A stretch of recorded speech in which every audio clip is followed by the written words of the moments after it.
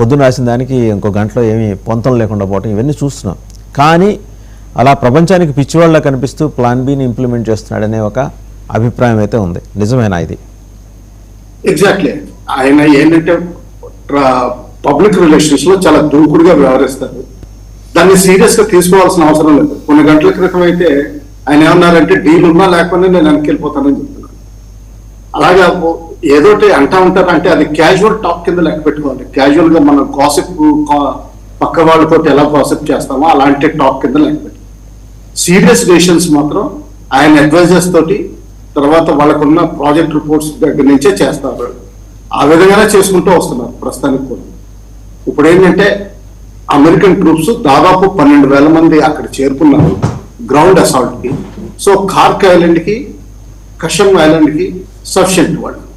అయితే బందర్ అబ్బాస్ తీసుకోవాలంటే మాత్రం దాదాపు ఇంకొక 40,000-50,000 మంది కావాలి. దీని తోడుగా ఫస్ట్ టైం యూరోపియన్ యూనియన్ నుంచి బ్రిటన్ కొంతమంది ట్రూప్స్ అడిషనల్ ట్రూప్స్ పంపిస్తున్నట్టు ఇప్పుడు చెప్తుంది. ఇప్పటి వరకు కేవలం ఒక డిస్ట్రాయర్, సబ్మెరీన్ ప్లస్ 2 కేంద్రాలు బేస్లు అటు సైప్రస్ లోను ఇటు డిగో కాశ్లోను ఇచ్చినట్టే లెక్క. కానీ ఇప్పుడు అడిషనల్ ట్రూప్స్ మెల్లగా పంపిస్తుంది. అలాగే యూరోపియన్ యూనియన్ ఇప్పుడు మెల్లగా కొంచెం పంపించే అవకాశాలు ఉన్నాయి. ఎందుకంటే ట్రంప్ గారు ఒక విధంగా యూరోపియన్ యూనియన్ కూడా నెగిటివ్ మెసేజ్ కన్వే చేస్తుంది. మీరు నాకు సపోర్ట్ రారా, నేను హార్మోన్ జలసంధి డీల్ లేకుండా వదిలేస్తాను. డీల్ లేకుండా వదిలేస్తే సఫర్ అయ్యేది మాక్సిమం యూరోప్ అండ్ ఏషియా. నాకు పట్టింపు